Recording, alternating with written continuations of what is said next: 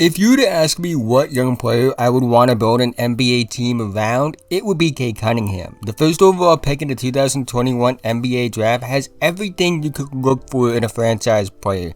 He's a combination of physical tools, skills, and intangibles that you look to build around, and he's shown throughout his rookie season why he was the first overall pick.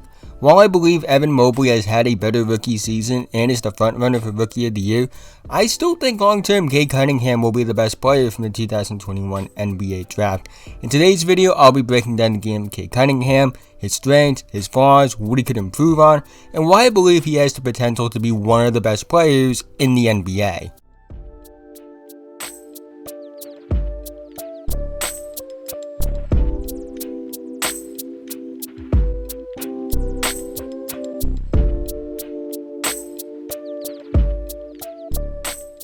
Quickly before we do get into today's video, if you're new and you like basketball, I really think you'd love this channel. So if you haven't already, like, subscribe, hit notification bell, I'm notified whenever I release a video. I make videos breaking down the film of NBA players and going in depth into their games. So if that's something that interests you, this is the channel for you. Let's try to get 100 likes on this video so YouTube will recommend it to others. Also, I'm trying to reach 1,000 subscribers by the end of the year on this channel. So doing all those things would be a big help to me and I would really appreciate it. That being said, let's get right into the video. Cade Cunningham is what I classify as a guard wing piano creator. The two biggest names that come to mind with this archetype are James Harden and Luka Doncic. Guys who create both as a scorer and a passer in a piano ball handling role.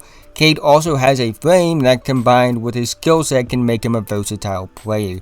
Standing at 6'6" and 220 pounds with a 7-foot wingspan, Cade has the frame and skills to play 1 through 3 and even some 4 in certain lineups. So off the bat, you have a guy who can play 3 to 4 positions and is a good passer and scorer. This allows Cade to thrive in many lineups and play multiple roles for a team. And it gives you flexibility with the lineups that you play as well as who you draft to build around Cade with. However, despite this being something I believe is useful, Cade is far from just a Swiss Army knife plug-and-play connecting player. He's a player that you build your offense around. In no way am I comparing Cade Cunningham to LeBron James at all, because to be quite honest with you, that's an unfair expectation and they are different players, but I do think simply using Cade as a Swiss Army knife connector would be like using LeBron in a similar role to that. Yes, they can play that role, but they also can do so much more, and limiting that player that you can build your offense around to a connecting role would be a waste of talent. I'm not saying that's what the Pistons have been doing either. It's just that I've seen a few possessions here and there where Cade is used off ball, staying in the corner or whatnot, and someone else is taking a tough long two-pointer. I think we can guess who those players are. And I think Cade should just be the focal point of offense as the franchise player, but I do actually have to talk about what makes Cade a potential franchise player and why he should be the focal point of any offense that he plays in. Cade Cunningham is known as an all-around player who is a good passer and scorer, but I have really been impressed with his scoring progression throughout the years more than anything. As a junior in high school, it was a real question if Cade would ever be a big-time scorer, as he had a pass-first mindset during his first season at Mobley Academy. He would answer those questions first by dropping 25 points on the nation's top point guard at the time, Cole Anthony. Then again that summer when he averaged 25 points a game on the EYBL circuit and won EYBL MVP. And while he returned to a pass-first role at Mobley Academy for his senior season, it was more due to how good that team was. That's one of the greatest high school basketball teams, if not the greatest high school basketball team of all time, with multiple lottery picks in the starting lineup and multiple future lottery picks coming off the bench. And he was basically a go-to scorer at Oklahoma State during his lone season there, as the other teammates around him really weren't that effective as go-to scorers, so it really forced him into a role like that, and we got to see just how much potential and how much he really grew as a scorer during his lone season there. Cade is somebody that is capable of scoring both on and off the ball. He has good variation on his three-pointers, off the catch, off the dribble, and has a good pull-up jumper. He has an elite shot-making profile in general and has ability to really hit any shot from anywhere. He also has a great frame that makes him a potential great driver as well. These are all tools that I believe can make Cade one of the best scoring guard wings in the league one day, and in a way, The way he kind of scores reminds me a bit as far as aesthetic goes as Jason Tatum, but not completely. However, he does have flaws as a scorer right now. Cade Cunningham shoots 39% from the field, 32.2% from 3 on 6.1 attempts, 43.8% on his 2-point field goals, 86% from the line, and has a 48.72 shooting percentage. I'm not as worried about Cade's ability as a jump shooter despite these lower numbers, however. I don't think a lot of the shot inefficiency has much to do with Cade's ability. First of all, his free throw numbers are good at 86% with a lower free throw attempt rate. I'll talk about the downsides of this later, but I do think that this does mean he's more comfortable hitting free throws. Having a good percentage in lower attempt rate contexts where there's more room for error is encouraging. On top of this, Cade just seems to be missing jump shots that he usually hits, and there isn't anything out of the ordinary about his shot attempts compared to the previous levels. If anything, it just seems like a shooting slump mixed with bad shot selection that all young players struggle with, especially those that have go-to scoring potential. Also, Cade has plenty of good games as a shooter as well that should make you encouraged, but most importantly, he hasn't lost confidence as a scorer. He doesn't let the bad games get in the way of his confidence that he has, which I think his high 3-point volume indicates, and watching him play on top of the fact that only 5 of his 45 games he's played this season, he's taking less than 10 field goal attempts. Also, I forgot to mention this, but after college he did tweak his jump shot a little bit. It was nothing major though, but I do think it could be him adjusting to that as well. But again, there was no real major change in his jump shooting form. It was just a small tweak that he made. So while I do think it's a small factor, I don't think it's a major problem or a major factor either. I'm actually a bit more worried about Cade's finishing ability at the basket and his foul drawing. He shoots 49% on shots within 10 feet, which isn't great to say the least. One thing I noticed is that he doesn't seem to attack the basket with the intent of drawing a foul.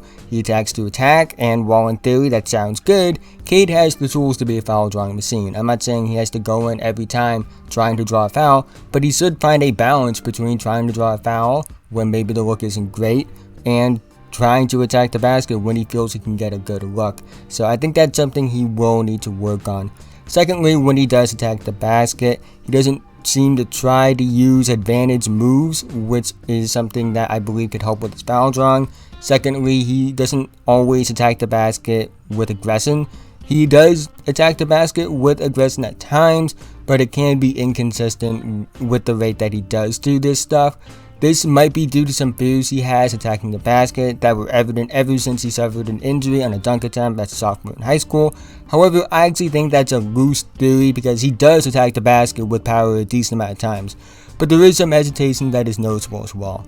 I do think Cade will improve on this area as he shows many positive signs, but right now it is a struggle for him and he will need to improve on it. Cade is a great passer, which people seem to forget during his time at Oklahoma State because of the low assist per game numbers, but I think that had a lot more to do with his college role than anything, especially when his numbers prior to college were good as a passer. But Cade has great vision and loves to get others involved and make those around him better. He finds open shooters, he finds his cutters well, and has a decent understanding of his scoring gravity. It's not to the level of LaMelo, which I talked about in the last video, but it's still pretty good and can get to an elite level. He's capable of making difficult passes, but also knows when to make the basic read. This is a play I really like for Cade. So he realizes on this play that there really isn't a scoring threat at the moment. Whether he makes the pass or not doesn't really matter, because if he throws it here, then the defender's just going to come over, they're going to have to reset. So he decides, let's just reset right now on this play. He does pass it to Isaiah Stewart. Passes it to Isaiah Stewart, gets it right back. So Cade gets the basketball back, and at this point in the play, Cade is a pull-up shooting threat, because you can tell based off the defensive positioning of the two closest defenders that are really factors in this play are in, because Rashawn Holmes is already coming up. He views Cade as a pull-up threat. Matu is half committed to Saddiq Bey because of the threat of Cade pulling up, and I think Cade knows this. And because of this, he knows that Saddiq Bey might be open on a cut. But the goal here now, knowing that Saddiq Bey might be open on the cut, is to get Rashawn Holmes even farther away from the basket.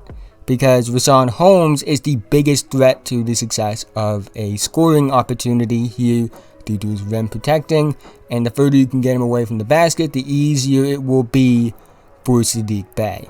It might be unorthodox to call this a triple threat position, but I really think this is a good position for Cade because there are many alleyways you could take from this position in my opinion. I know it's hard to see, but I do believe that he has the option to step back, pull up, make a pass, and drive on this play. And because of this, again, Richaun Holmes can't be fully committed to protecting the back line, and that's where Saddiq Bey is going to be. And again, a lot of this does have to do with how much of a threat Cade Cunningham can be as a scorer. And this results in an easy look that leads to a goaltend. He does have some decision-making problems as a passer, but I don't think it's actually too concerning. I would actually be more worried about his pass accuracy than his decision-making as a passer. Sometimes the pass is too high or not in the right spot, which allows the defender to recover quickly, and an open look becomes not open all of a sudden. But overall, I am very encouraged by Cade as a passer. I think he can be one of the best passers in the league in his prime. I don't think you can look at just the raw shooting numbers with Cade, or any rookie for that matter of fact, because rookies are just not going to be good. It's just how this works. But I do think Cade has shown he's a much better shooter and scorer than his efficiency indicates, and he's a very good passer as well. He's not perfect and has areas to grow, but I think the signs of a franchise player are there. He has real go-to scoring potential. He has the skills and willingness to make those around him better as a passer. He has great defensive potential. I didn't talk about it in this video because I didn't want to make this video 30 minutes long. He can play multiple roles at multiple different positions, and he has the mindset to take over a game. Cade is everything you want in a franchise player because he has the skills to be a top player in the league and a mindset that's willing to do whatever it takes to win.